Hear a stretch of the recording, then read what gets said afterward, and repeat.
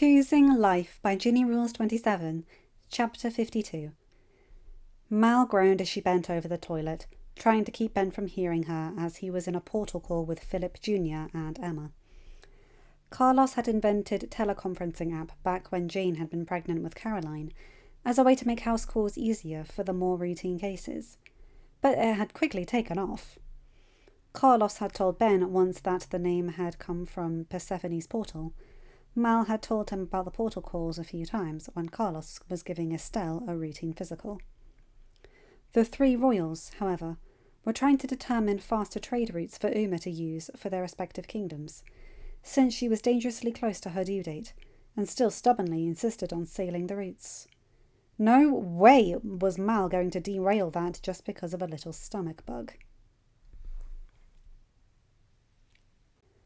A stomach bug that also came with an intense craving for strawberries and her clothes not fitting her like they used to. No. She was not pregnant again. Sure, she and Ben had had some well-needed alone time after the Learning to be Royal gathering, but they were careful.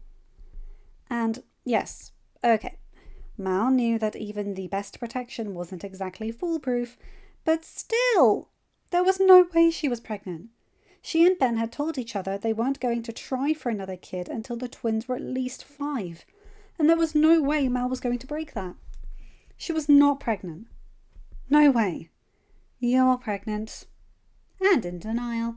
What the? Mal exclaimed as she looked over at her aunt, who had appeared in her bathroom. Aunt Alethea? What are you doing here? Your inner thoughts aren't as internal as you think they are, Melinda, Alethea said with a small smile. I kept everything off the link this time. Your verbal thoughts, yes. But your nausea, stubbornness, frustration, those were sent through the link. Don't worry though. With young Uma nearing her due date, most of the gods thought the feelings were hers rather than yours. I was able to separate the two though. How? Alethea gave Mal a look. Melinda, did your pregnancy brain make you forget who I'm the goddess of? I'd need to be able to separate everyone's feelings on the mental link, so I could be able to tell if there was a pregnant member of Olympus who needed assistance. And I'm so grateful you realised you were pregnant when you did. Any longer and you would have been delivering the baby, not knowing you were due to have one. Mal shook her head.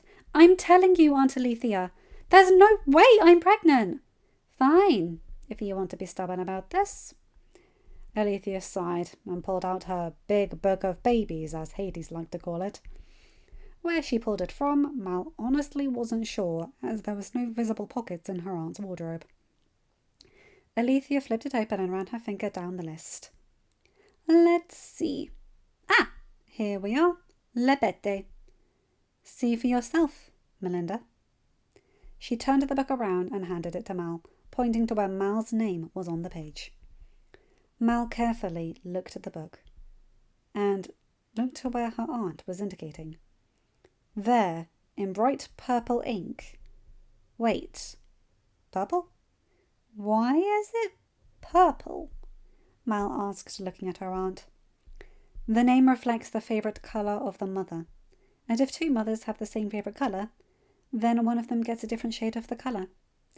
It's all to make sure everything stands out, Alethea said, and now you're distracting both me and yourself. What does the page say, Melinda? Mal sighed and looked down at the page once more. There was no denying it. Right there, in bright purple ink, was her name, with the word pregnant next to it. I really am pregnant, Mal said softly. By Jove, she's realised it, Alethea said with a small smile, to show that she was only teasing her niece. And, like I said, it's a good thing you realised it when you did. What with your baby being due in October, after all. Mal's head sprang up and she stared at her aunt. I'm sorry, what? Uma's due in August and she's almost ready to burst. What with her due date probably being a couple of weeks away. There's no way. I'm guessing you're forgetting about your little alone time back in March, I want to say.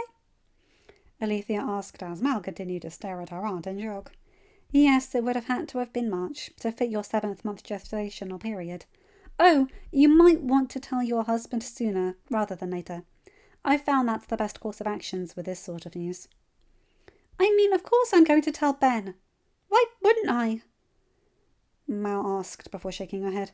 I need a minute, is all. Alethea gave her niece a small smile as she sat on the edge of the tub. It's completely understandable, Melinda. Especially if you didn't suspect a pregnancy. Aunt Alethea, shouldn't I have known? Shouldn't I have been in tune with my own body, or known I was going to be a mother again? Mal asked as she looked over at her aunt. Of course not, Alethea told her. Mal couldn't help but stare in shock. That had not been the answer she had been expecting. Melinda, you already have 2 kids, and have one of the most exhausting jobs in the world, Alethea told her, shaking her head in slight amusement at the shocked look. I'm pretty sure the only person who wouldn't be understanding of you not recognizing your pregnancy symptoms would be Zeus. Mal snorted in amusement, then paused as she realized a rather important detail she'd been overlooking. Aunt Alethea, since I didn't know I was pregnant, and from what I'm able to tell, any dragon transformations have not harmed your baby, Alethea said, looking at the book as she took it from Mal's hands. And yes, you're only having 1 baby. I remember how you reacted upon finding out you were having twins the first go around. Oh, thank gods. Mal sighed in relief before shaking her head. Not that we wouldn't love them if they were twins, but with Effie and Reese in their terrible 2s, as they're called, and their magic coming in, I don't know what Ben and I would do if we had 2 sets of twins. You'd do the exact same thing you're doing now, only with 4 kids instead of 2, Alethea told her. I know you, Melinda. And more importantly, I know how Persephone and Hades raised you. Nothing would have stopped you from being the best possible parent to all of those children. Mal couldn't help but give her aunt a small smile as she heard that. She wasn't going to lie. Hearing that from someone other than Ben or her parents, Hattie or Rhea, was nice, because they weren't obligated to say it simply because they were married to her or because they were her parents or siblings. Do you want me to get King Ben? Alethea asked her voice gentle. Mal sighed. It would just worry him, and I know he's working. You're more important, Mal. Ben's voice came from the doorway, and Mal whipped her head around to see her husband standing there. How did you? No, you weren't feeling well, Ben asked. Mal, we've got 2 amazing Cerberus who came to get me without you. That kind of let me know something wasn't right. Plus, Dean let me know that Maurice had been crying over the monitor and wanted to know if you were okay, since he didn't hear you with him too. Ben thought, but didn't say anything. The last thing he wanted was to make Mal feel guilty. What about the portal call? Mal asked. Emma had to hop off for Ethan, and Phil got surprised by a visit from Melody and their twins. Mal, sweetheart, are you all right? Ben asked as Estelle trotted in and rested his head on Mal's leg. Nix waited patiently by Ben's side, knowing that Estelle would want to be by his girl if it was something wrong. I'll give you all some privacy, Alethea said, her voice still gentle as she got up and left the bathroom to take advantage of the time to visit with her great-niece and great-nephew. Mal sighed as she sat up and looked over at Ben. I'm pregnant, she said, her voice soft. Really? Ben asked, his eyes lighting up in excitement. Mal couldn't help but stare at him in shock, and Ben shook his head as he noticed her reaction. You really think I wouldn't be excited about this? Ben asked. I mean, yes, it's sooner than we thought, but that doesn't mean anything. But, Ben, Aunt Alethea said my due date's in October, Mal told him. We've got nothing prepared.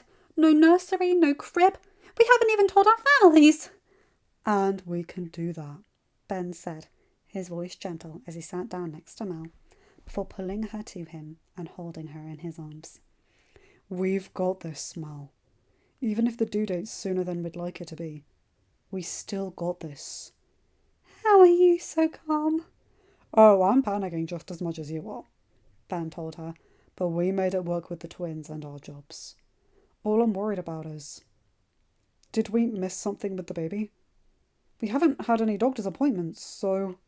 Aunt Alethea said the baby appears to be in full health. Not even my dragon transformations have harmed them, Mal said. I'm not going to lie, that's a huge relief.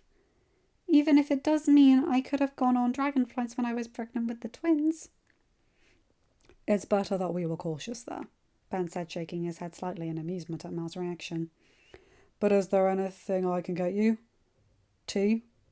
Strawberries? Strawberry tea would be great, actually. If that's a thing. I will make it a thing. Mal couldn't help but smile as Estelle and Nyx wagged their tails at Ben's voice, as if agreeing they would make it a thing for her. You know we're going to have to tell the kids soon, Mal said. I know.